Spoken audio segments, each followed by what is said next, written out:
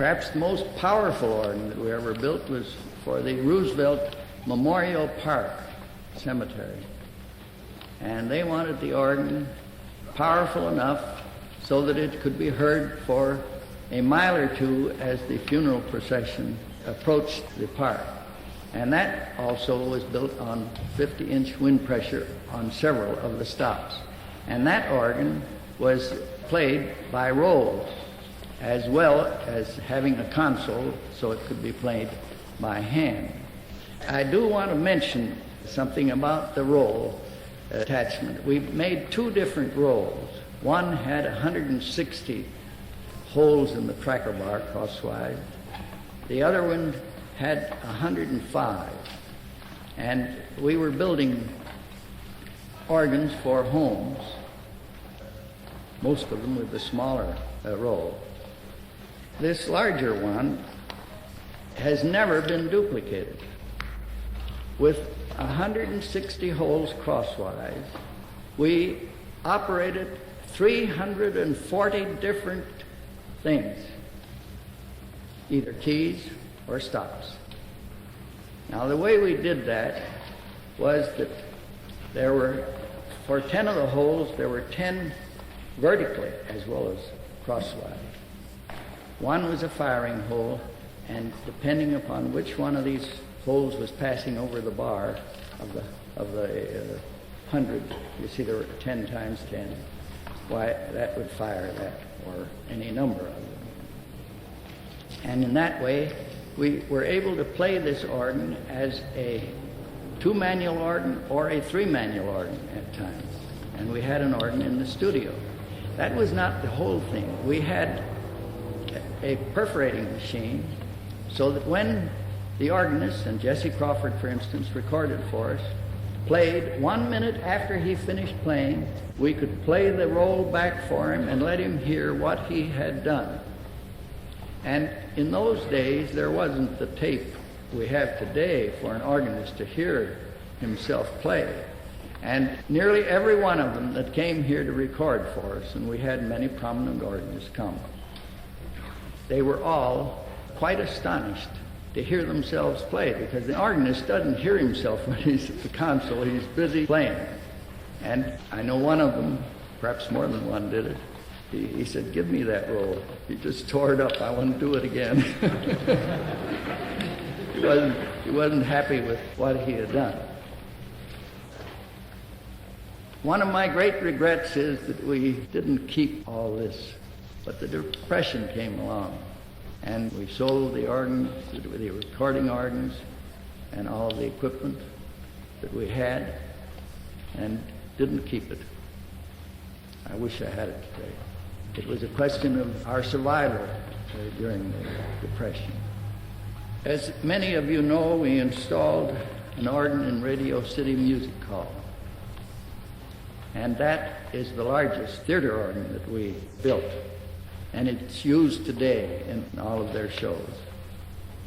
Radio City, when they purchased that organ from us, purchased not only one, but 4 organs from us. The one for the music hall, a large 4-manual organ upstairs above the theater for the organist to practice on, so that they could practice what they were going to play in the show. And then they had an organ in the Rainbow Room, which was the restaurant on the top floor of Radio City. Then they built a theater just across the street from the music hall on 50th Street, and they installed an organ in there. That one, however, has been discontinued, so it's no longer there. I'm happy that Radio City continues to use the organ. When talking pictures came along, we realized that the days of the theater organ were approaching an end. Our business continued in other parts of the world. We did quite a business in England, in Australia, in fact, in most of the countries of the world. Some in Germany, a few in France, one in Spain, one in India, in Japan.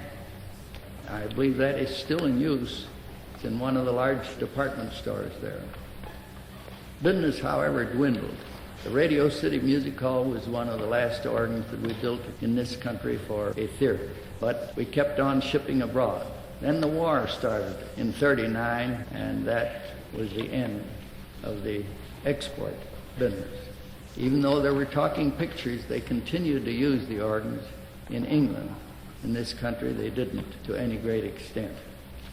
I imagine that many of you may wonder why we didn't continue in the pipe organ business. The main reason is that our costs were so much higher than those of church organ builders that we felt we had no chance of selling to churches. They couldn't afford to pay the price that we had to charge.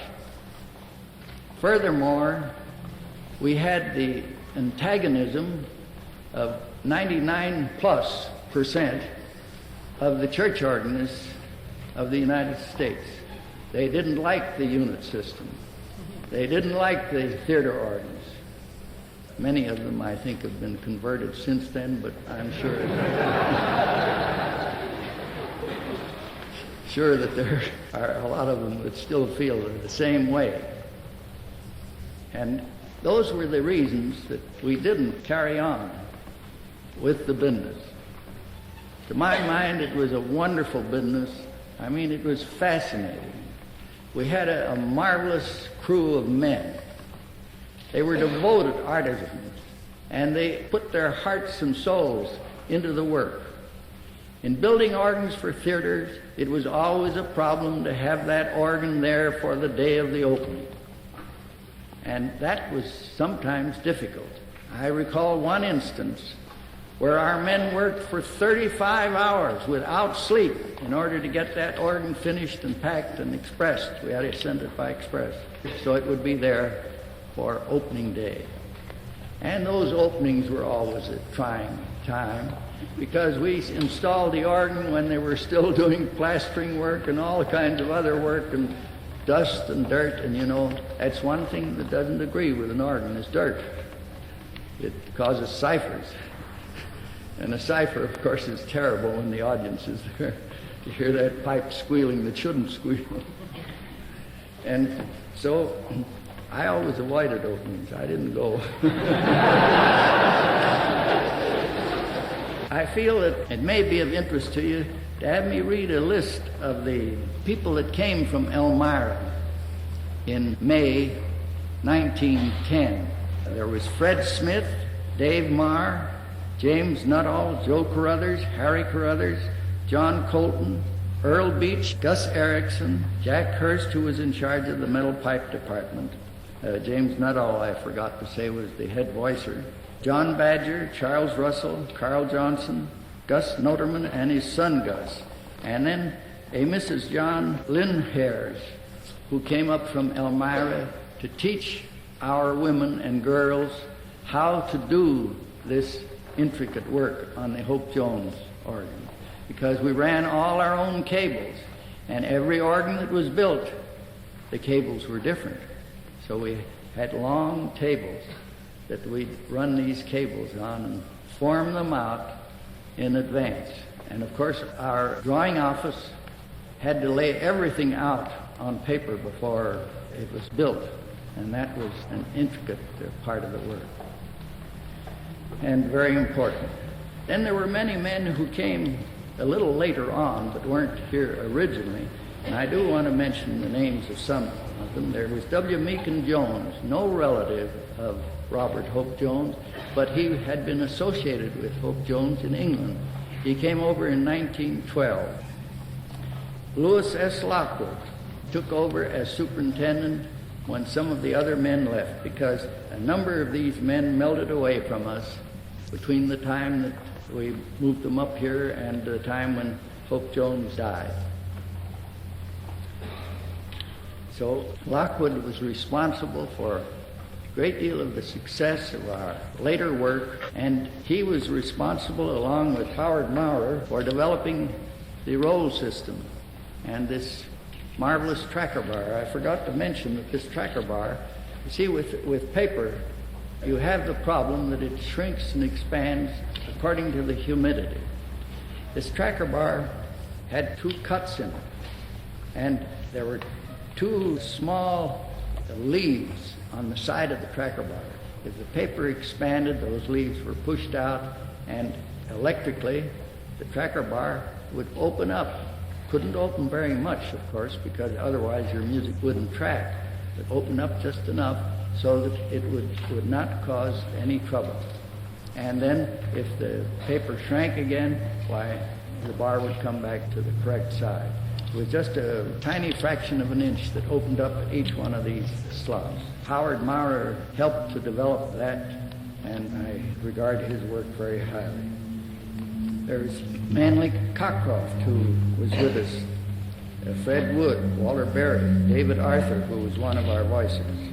Tom Ruggles succeeded to be the chief voicer, and I always felt very indebted to him for what he did for us, because he carried on the Hope Jones type of voicing, and the most important factor, he trained the young men to follow, something that the original voicers didn't want to do. They didn't want to teach anybody. They wanted to keep it a secret art, and the business was expanding too much. We had to have more voices. There's Bob Shreve. He succeeded to management of the metal pipe department after Jack Hurst left us. Louis Markovitz was with us. Elmer Brodfer, for many years, was in charge of our drawing office.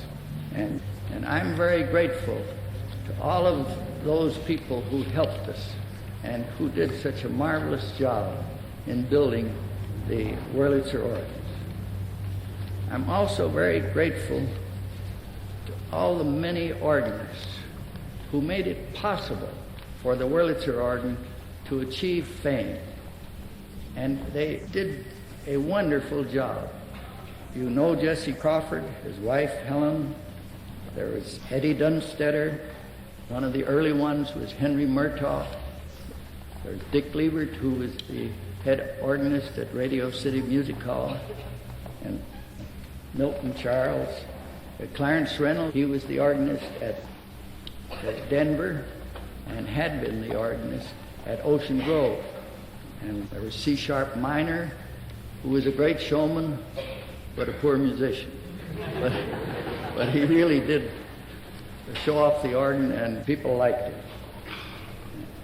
Carl Coleman here in Buffalo, and Tom Grierson from Rochester, who played here in Buffalo and is one of our very good friends.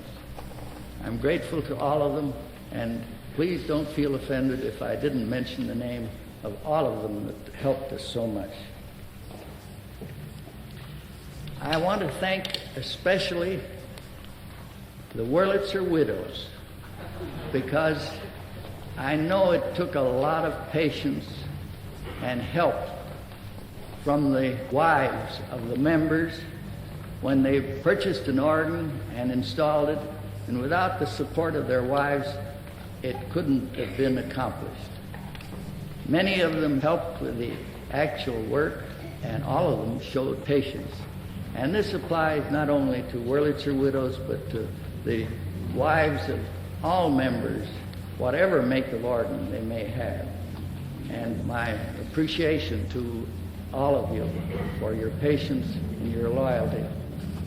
And of course, my very great appreciation goes to all of you who have purchased theater organs. Naturally, I appreciate most of all purchase of the Wurlitzer organs from theaters, so that these are preserved, because otherwise their lives would have been very short, and the present generation would have forgotten.